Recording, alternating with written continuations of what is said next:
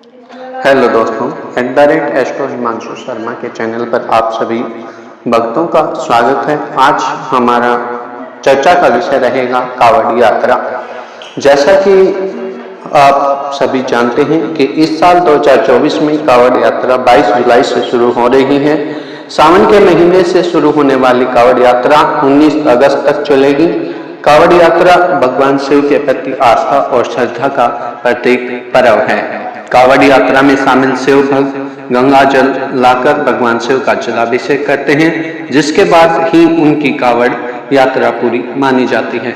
आप भी अगर भगवान शिव को प्रसन्न करने के लिए कावड़ यात्रा में शामिल होकर गंगा नदी से जल लाना चाहते हैं, तो आपको कावड़ यात्रा का महत्व और नियम जान लेने चाहिए। आइए आज जानते हैं कि कावड़ यात्रा का क्या कुछ महत्व है, क्या कुछ इसके नियम होते हैं और क्या कुछ इसे लाने से लाभ की प्राप्ति होती है।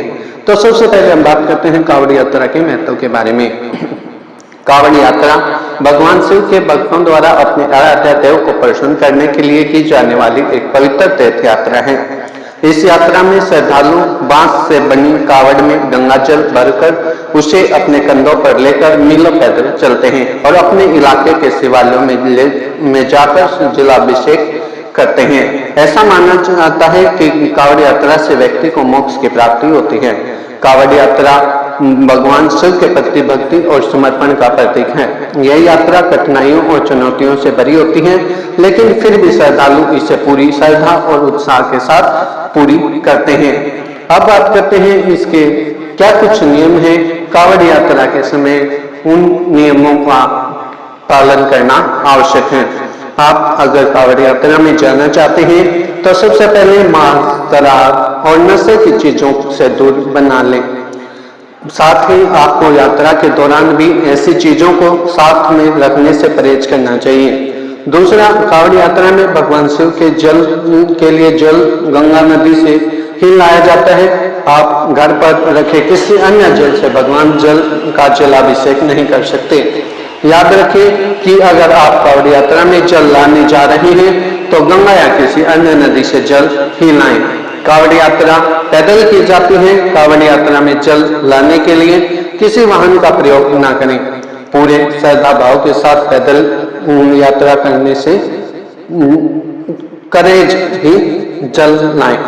कावड़ यात्रा में आप जो भी जल लाए उसे जमीन पर ना रखें, बल्कि जो कावड़ आपके भगवान शिव के लिए निर्मित की गई है इसी में जल को बांध कर लाएं। कावड़ यात्रा में जो भी जल आप भगवान शिव के लिए लाते हैं उसे जमीन पर ना रखें। कावड़ यात्रा के दौरान भगवान शिव के नाम का उच्चारण करते हुए आना चाहिए। आप बात करते हैं कावड़ यात्रा के लाभ के बारे में कि कावड़ यात्रा लाने से क्या कुछ हमें फायदा मिलता है।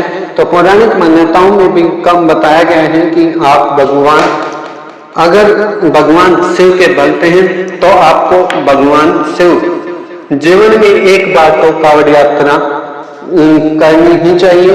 कावड़ यात्रा करने वाले भक्त को भगवान शिव की कृपा मिलती है। आप अगर पूरे भक्ति भाव के साथ भगवान शिव का जलाभिषेक करते हैं तो इससे आपके सारे कष्ट दूर होते हैं और आपकी सारी मनोकामनाएं पूर्ण होती हैं। इसके अलावा कावड़ यात्रा से जुड़ी एक और मान्यता है कि अगर आपसे भूल से कोई पाप या गलती हो जाती है तो भगवान शिव का जलाभिषेक करके उससे माफी भी मांग सकते हैं। भगवान शिव आपको जरूर क्षमा करेंगे और आपको मोक्ष की प्राप्ति करने में सहायक साबित होंगे। इन सभी जानकारियों के साथ हमसे जुड़े रहें। पंडित हिमांशु शर्मा।